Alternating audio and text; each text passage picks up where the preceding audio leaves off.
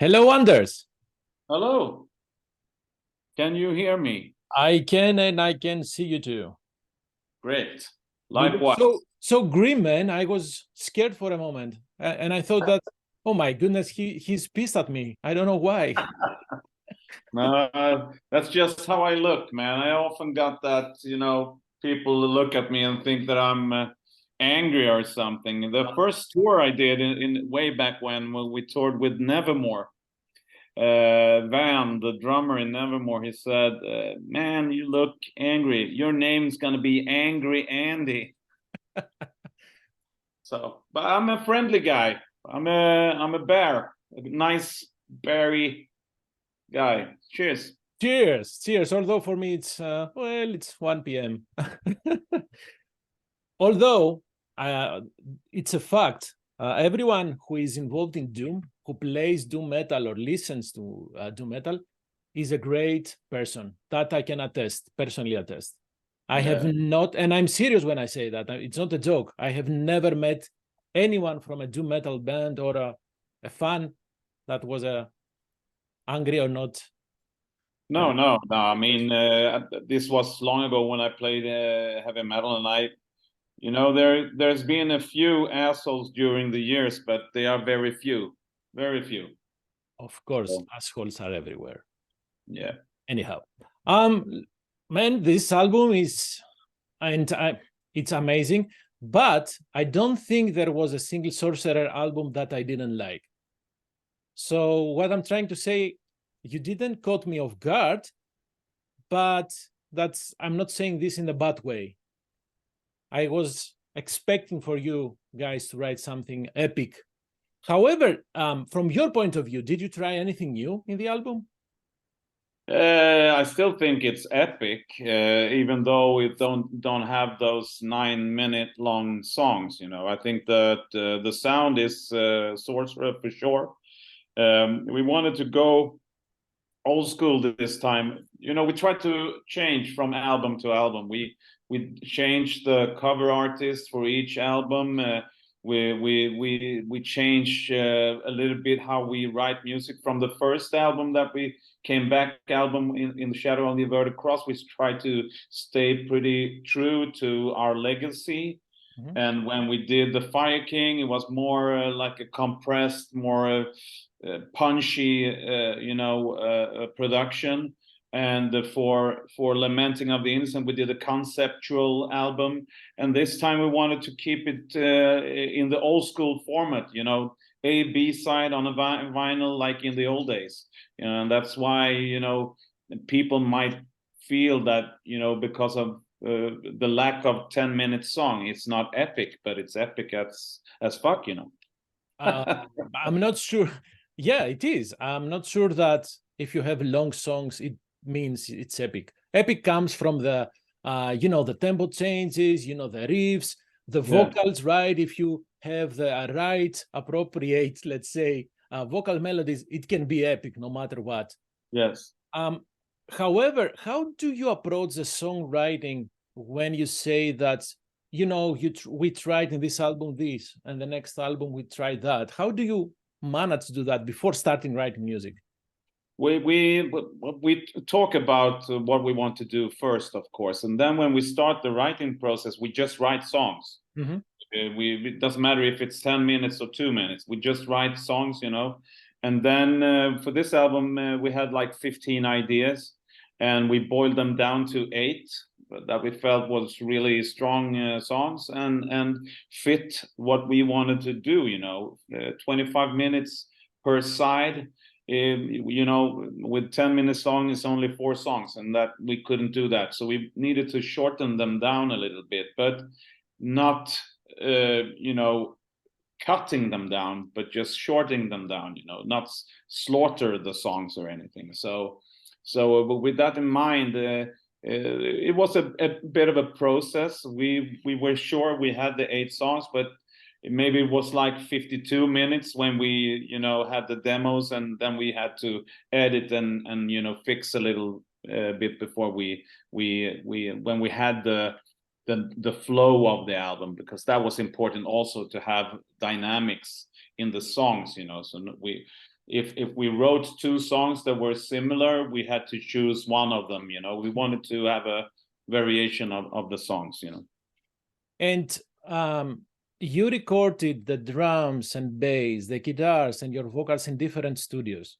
yes. The only thing we really recorded in a proper studio was the drums. Otherwise, we have our own studios. I have a studio here at home, and my friend, our co-producer in outside of Stockholm here, he has his studio. So I recorded the vocals back and forth, and Christian and Peter, the guitar players, they recorded their stuff at home, and Justin came home to Peter and to Christian to play bass on their songs. So yeah, that's how we work. No. My question was more like, so in order to do that, it means that you had the songs ready to go. Everything, you have figured out everything, and everybody can start working, actually recording, right? Not really. We never rehearse the new written songs. Okay. Before we record them. We start rehearsing after the album is actually done.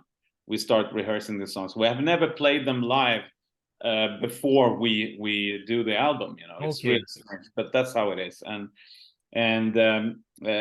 So the process is that we record everything, and we do proper demos, but we don't finalize the songs in the demos. You know, all the layers of the guitars and stuff like that. So they're quite naked when we write the demos, but because we know each other so well, everyone can hear what it's going to be like in the end, you know. Okay. So that's enough for us to choose which songs to go ahead with, you know.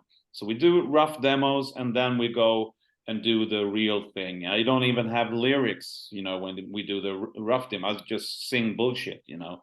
And then the lyrics are actually the last thing that's getting done before we go into the studio. So. Oh, that was my next question. But my previous questions about how do you approach the recording if you have everything ready was more like, let's say that you want to do some changes in one of the but we do the demos. We Okay. finalize the songs, you know, in the demo stage, so we know exactly what we want out of the song.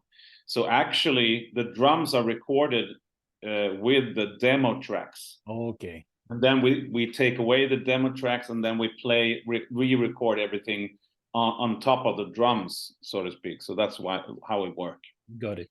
And as you mentioned, the lyrics. So everybody in the band writes lyrics, correct? No, it's not correct. But all the songs are written by Sorcerer, but we have different roles. So me and our co-producer, Conny William, we write the melodies for the songs. Mm-hmm.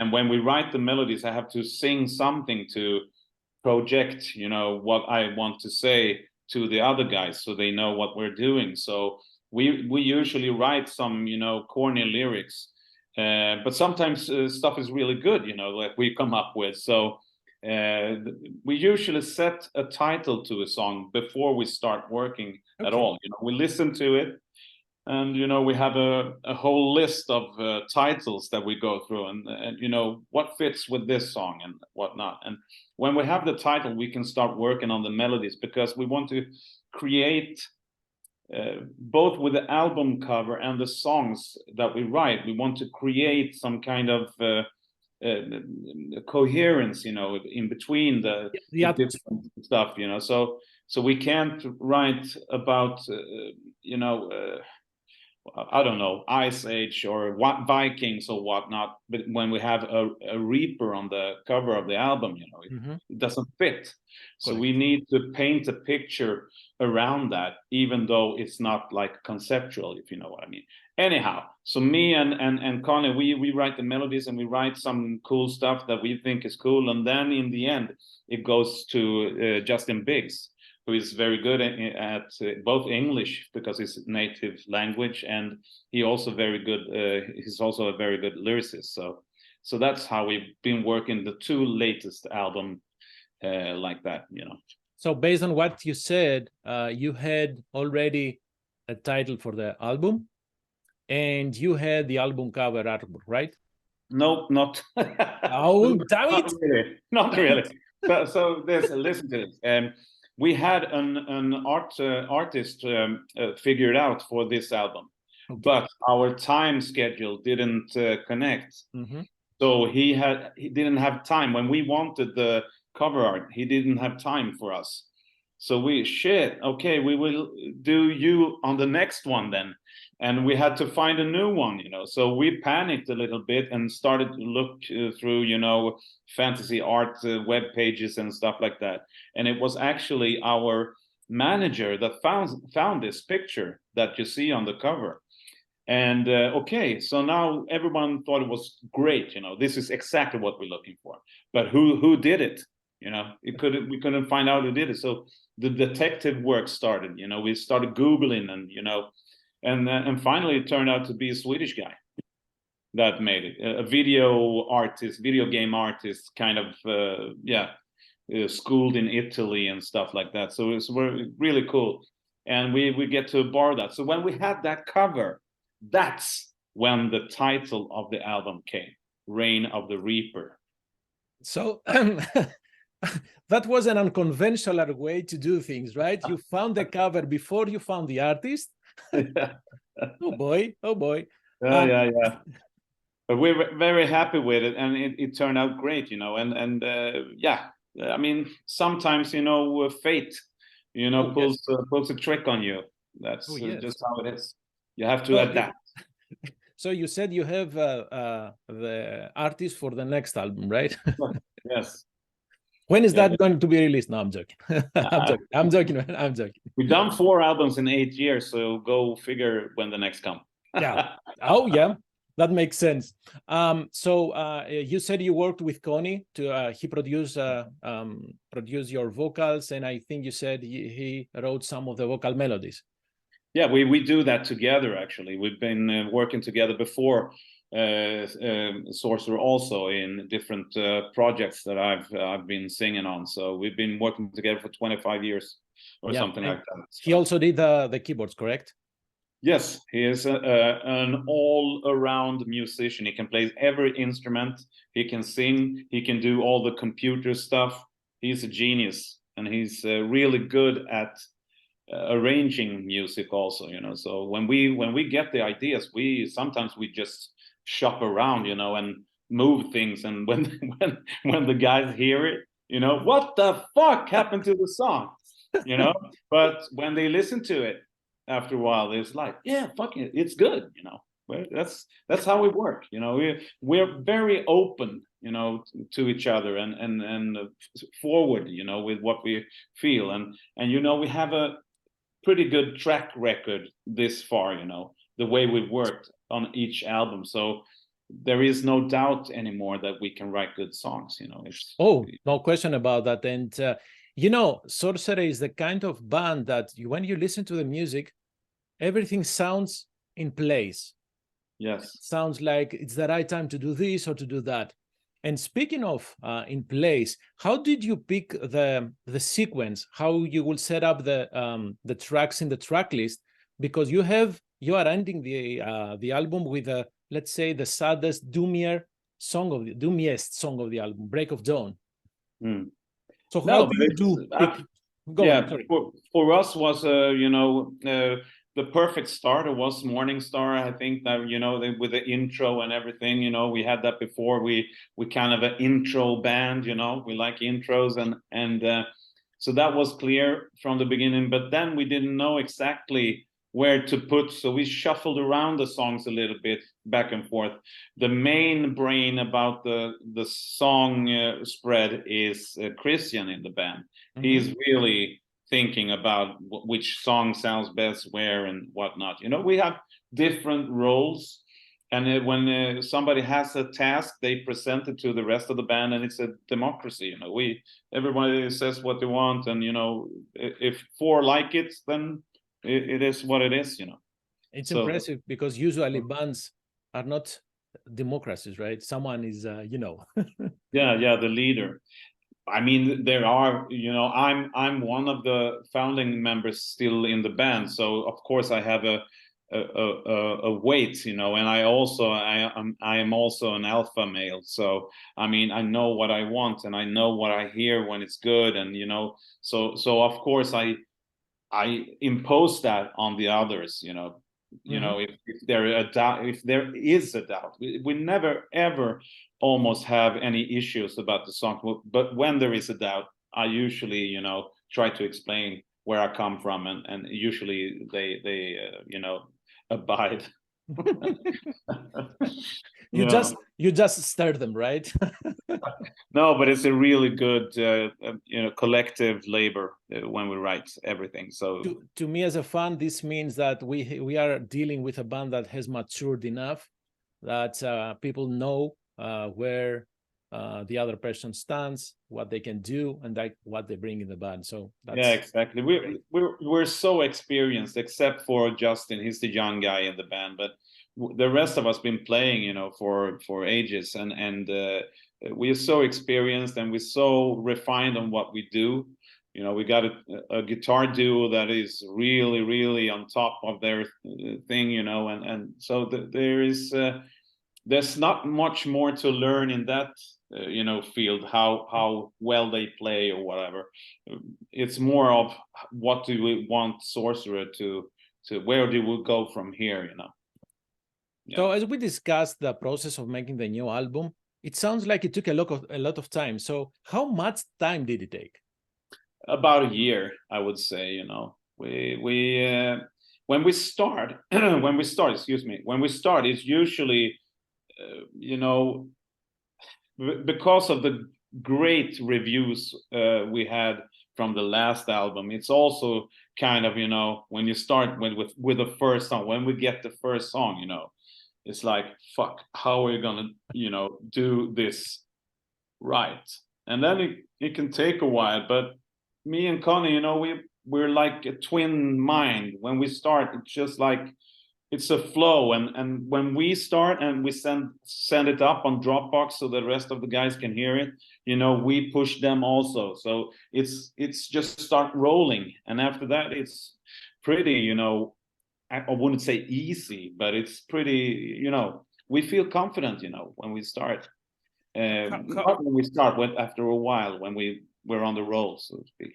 However, you just said that you take a look at the reviews, and do you feel some sort of pressure? I mean, to know, you know.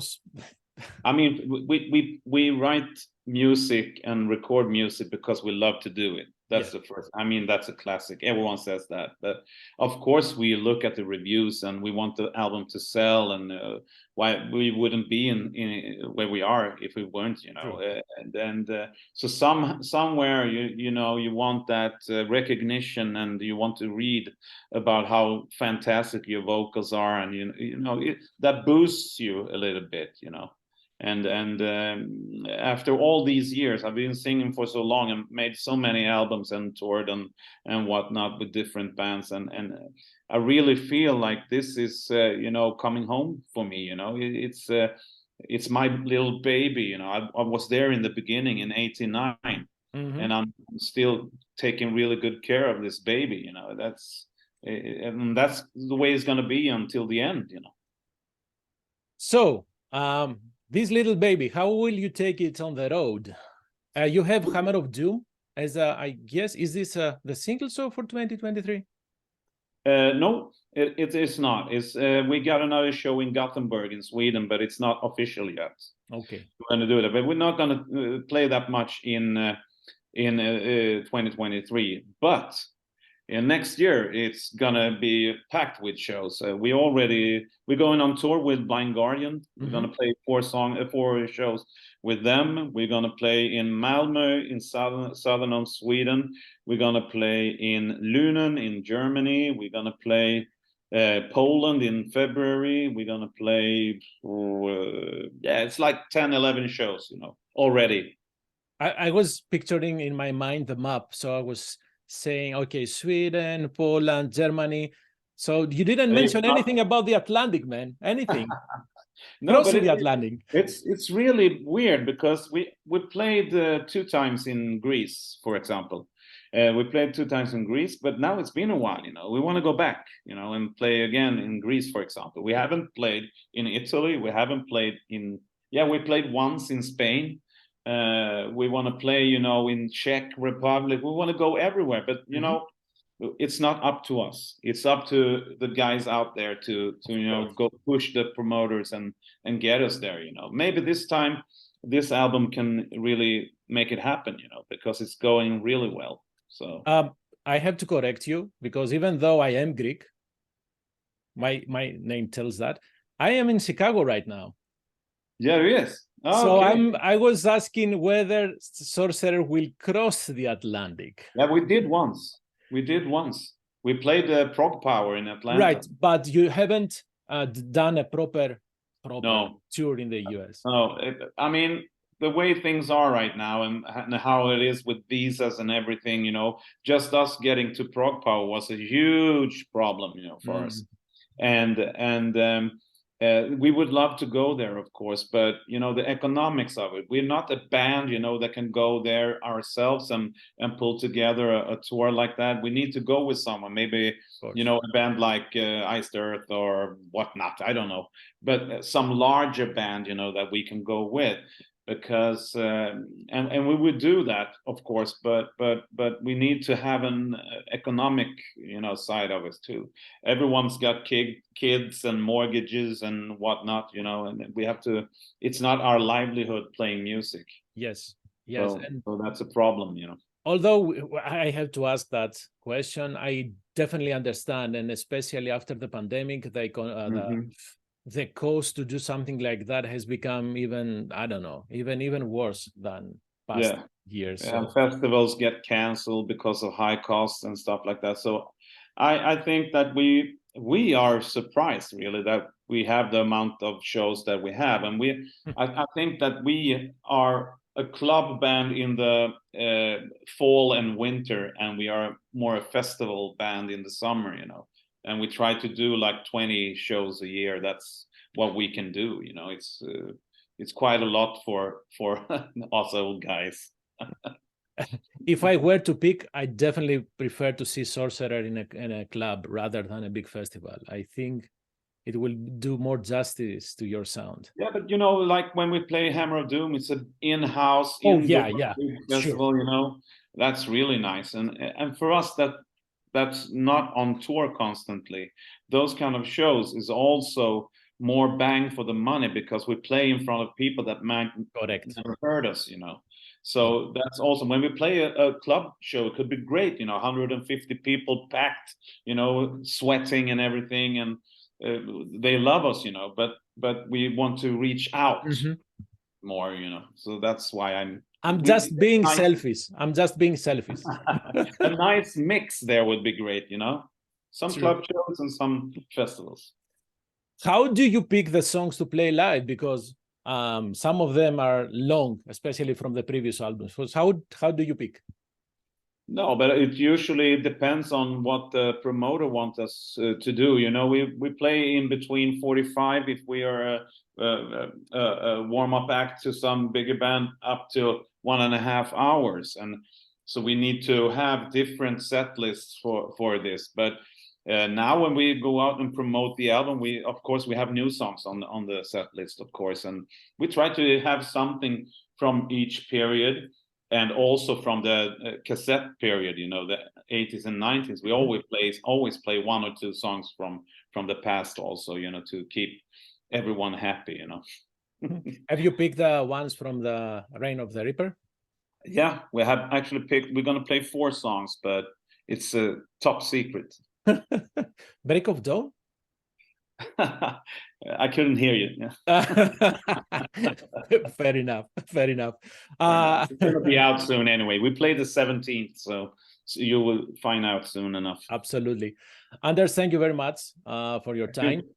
As I said, love the album. And in fact, I have it here. I wish you could sign it, but you can't. No, it's a bit far. A bit far, right? We haven't done this. Technology has to fix that at some point. Beam me up.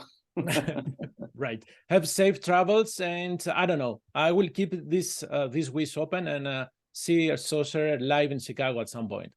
Yeah, you have to talk about us, and hopefully, you know, the radios will pick up. I mean, we're pretty big, even though in comparison to other countries, you know, America is huge, like 300 million people. But the most fans live in America, but it's, you know. Correct. They are spread out.